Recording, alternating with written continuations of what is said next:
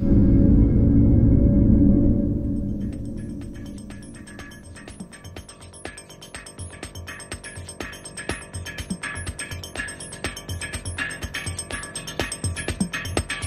have to trust one another and look after one another.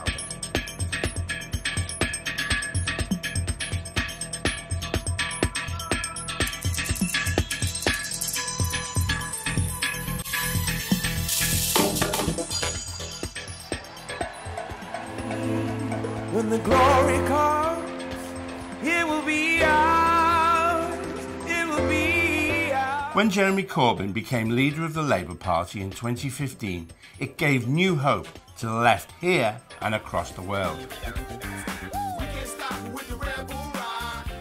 I think people have had enough of the politics of celebrity, the politics of personality, the politics of abuse.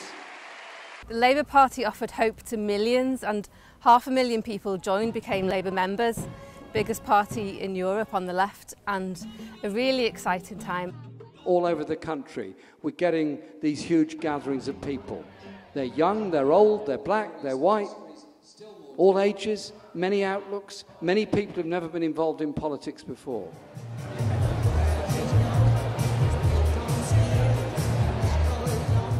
But for the establishment, the sudden rise of Corbyn was terrifying. For the establishment, the election of Jeremy Corbyn was a threat. Our job was to try and make the world a better place during our life, that our children's generation would have a better standard of living and more opportunities than we had. Corbyn was anti-capitalist, anti-war, anti-nuclear weapons, a socialist even. Is there any moral basis whatsoever for holding and therefore being prepared to use a weapon of ultimate mass destruction? For some, just the idea of somebody like him in number 10 was a declaration of war. General Sir Nicholas Horton says he'd be concerned that Jeremy Corbyn wouldn't be prepared to press the nuclear button if he were Prime Minister. When you heard a general, a serving general, when Jeremy was first elected, going on the record saying that they will not tolerate a Corbyn-led Labour government cutting defence spending, scrapping Trident or withdrawing from NATO. And he went on to say, and we'll use fair means or foul to stop that. The Tory press threw its all at Jeremy Corbyn.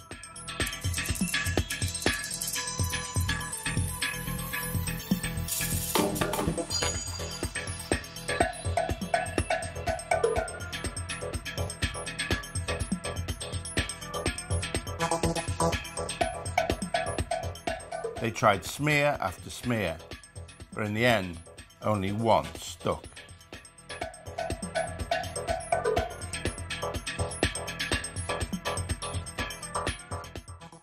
There is a big lie everywhere, and one of the big lies of our time is the lie of Labour Party being infested with anti-Semitism.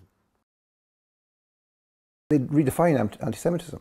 They redefine it so that if you are critical of Israel, that is by itself anti-Semitic. The anti-Semitism smear hurt Corbyn, but it didn't take him down. Why have we got tens of thousands of new people joining the Labour Party with an average age of 30? But soon, others in the party were accused. Key figures, high-value targets. He never went into the studio to talk about Hitler.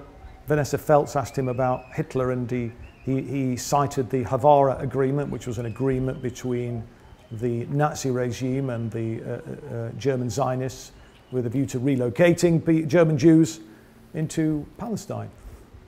That's a matter of historical fact. And for that, he was accused of being a Nazi apologist by that thug, John Mann. You're Nazi apologist. You're Nazi apologist. Rewriting history. Rewriting history. Who should have been suspended. Action should have been taken against him. Indeed, I think police action, frankly, it was an appalling assault that he engaged in. I mean, he didn't lay a hand on on Ken, but it wasn't far short of doing so. Very, very aggressive, hectoring assault that he waged against Ken, and no action taken against him. When I saw what was said against Ken, it made me almost sick, because this was probably the best representative, anti-racist representative our party has ever produced, certainly in my lifetime. And to be portrayed in that way was an absolute scandal. But why attack these guys? Why didn't the left come out in a big way for them? And who was behind it all? Nobody who has followed it reasonably closely, nobody can fail to see that this was a concerted, orchestrated campaign.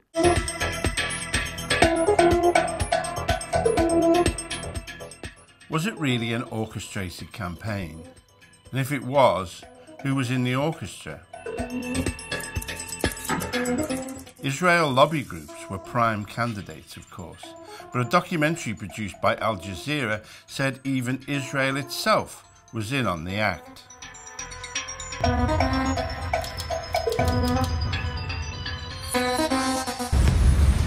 One of Israel's main targets is the Labour Party. For the first time, its leader is a champion of Palestinian civil rights. They'd be very happy to see Jeremy Corbyn no longer leader of the Labour Party, for sure. It's a covert action that penetrates the heart of Britain's democracy. Can I give you some MPs that suggest you'll take down? It is outrageous interference in British politics. It shouldn't be permitted. I saw Jackie Walker on Saturday and thought, you know what, I can take her. She's like 5'2" and tiny. Most Labour MPs didn't need lobbying by anyone to have a crack at Corbyn. Leading the attack was his loyal Deputy Leader, Tom Watson. I promise to back our new leader 100%. I plan to do exactly that, and I ask you to do the same.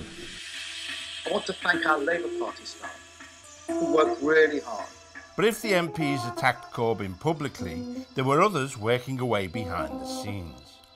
A leaked report showed that many of Labour's paid officials were doing all they could to secretly sabotage their own party's electoral efforts.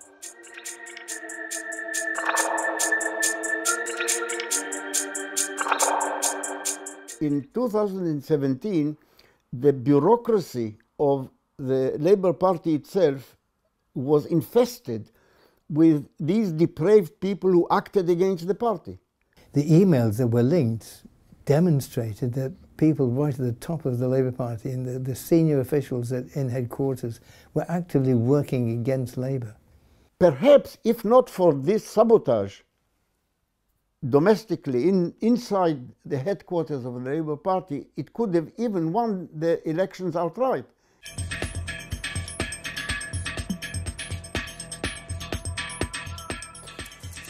We're totally fucked. The party is about to be taken over by complete nutjobs. Yeah, all the people commenting on Twitter, Facebook and elsewhere are completely fucking mental. We're so fucking screwed. Momentum are fucking mentalists. Half of our current membership have serious mental health problems. That's the frightening thing.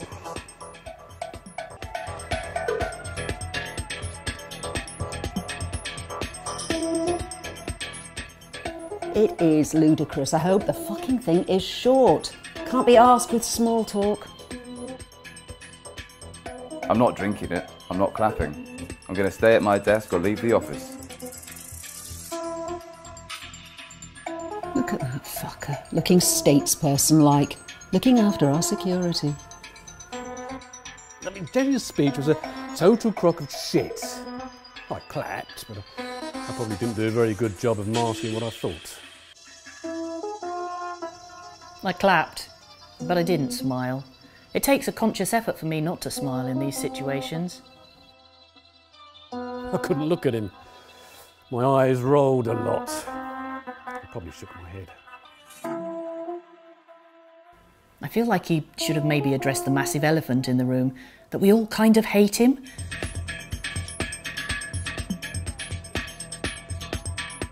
Dawn Butler? Yep, PLP women will go spare. Good grief. Did she not accuse the LP and its staff of being racist this week? Nice. Harriet white privilege Harmon? Diane Abbott literally makes me sick. Abbott found crying in the loos. Should we tell Michael Crick? Already have.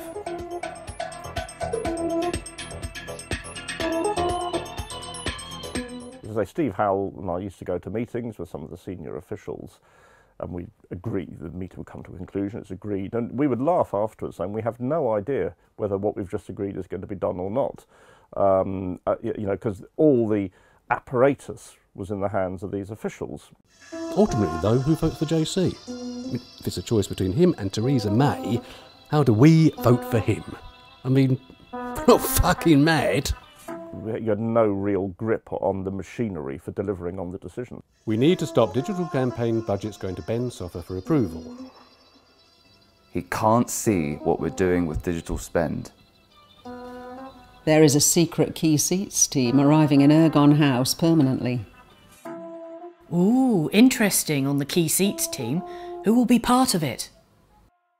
Turned out Hennigan and McNichol were channeling, it's about £140,000, £150,000, something like that, to a secret operation run off-site outside the Labour Party headquarters to support those MPs who they continued to regard as being at risk. They were on the right of the party.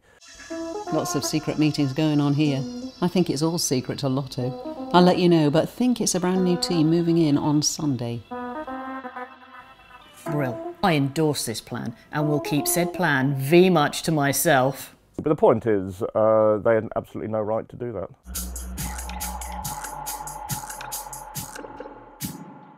And to all of our supporters and affiliates, I say this: whether you voted for me or not, I will represent you, I will listen to you, and I will bring our party together.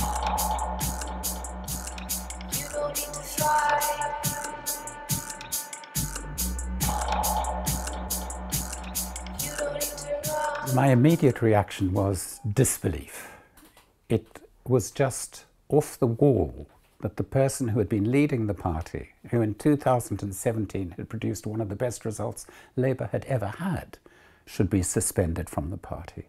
The grounds given for his suspension led me not just to disbelief, but also to outrage, because he was alleged to have said that the problem of anti-Semitism had been exaggerated.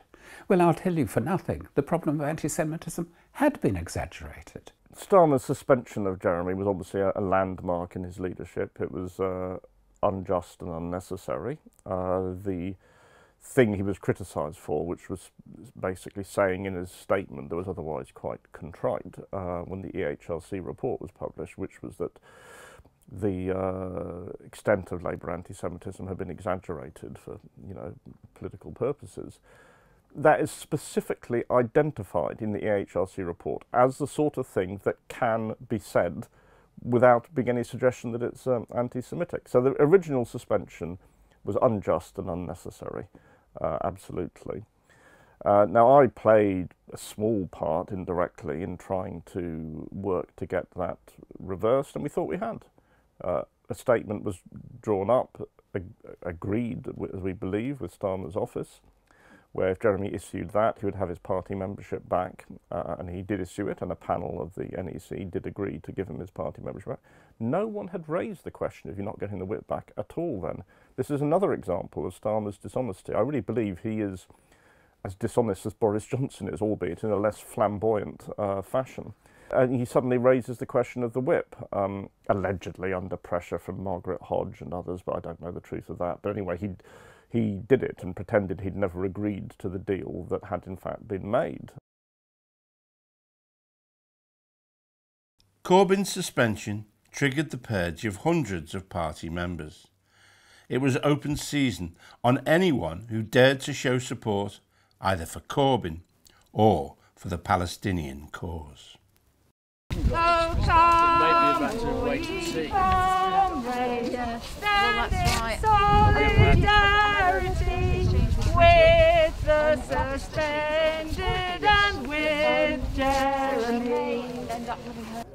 So we're insisting that the withdrawal of the whip from a long-standing elected Labour Party Member of Parliament is absolutely unforgivable and anti-democratic.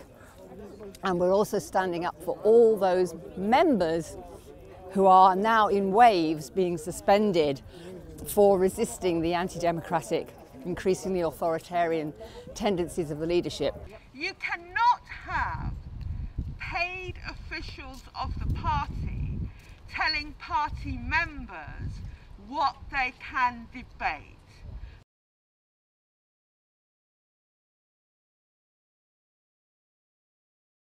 And has the left done enough? Well, no, it hasn't. You know, I think he had the right to expect a greater degree of solidarity and support. Ironically, many victims of Starmer's anti-Semitic purge were themselves Jewish, but this was no accident.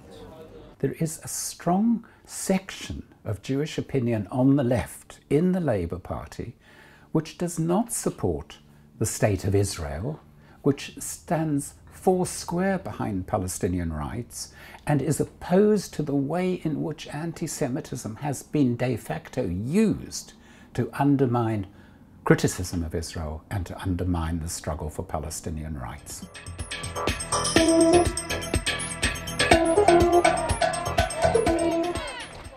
In 2017, the supporters of Jeremy Corbyn came close to putting him in number 10.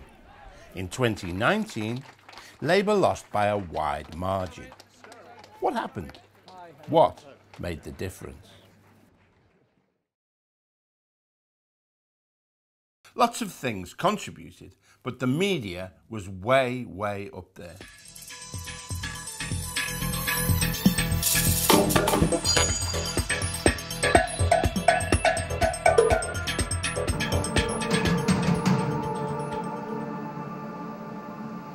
But with just months to go before the 2019 election, it was a TV programme that maybe hit Corbyn's Labour Party the hardest.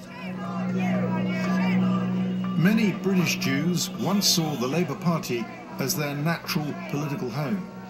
No longer. Being a bystander who turns their head the other way is not an option. The time for action is now. They say they're being pushed out of Labour by a left-wing version of the world's oldest form of racism. The Labour leadership's only answer to the media attacks seemed to be to say sorry. It didn't work, and some of Jeremy's closest supporters felt let down. We kept thinking, oh, you know, Jeremy and John McDonnell, they will see that they really need to stand up to this now. They will understand that this is not, these criticisms are not made in good faith. Even the so-called socialist campaign group in the Parliamentary Labour Party offered me no public solidarity, nothing, not a word.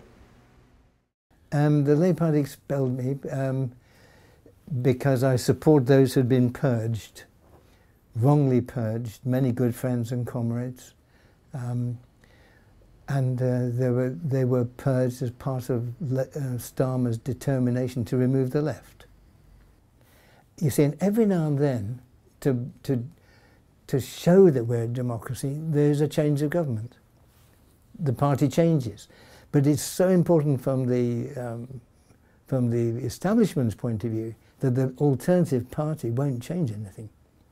And that's what Starmer is proving now to those with power. I will go to work. Thank you, conference.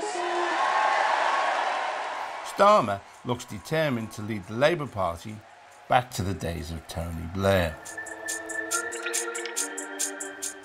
Soon, the right and the establishment hope it will be a return to business as usual.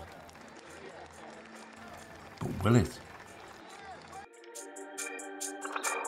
I want to pay tribute to Jeremy Corbyn, who led our party through some really difficult times, who energised our movement, and who's a friend as well as a colleague.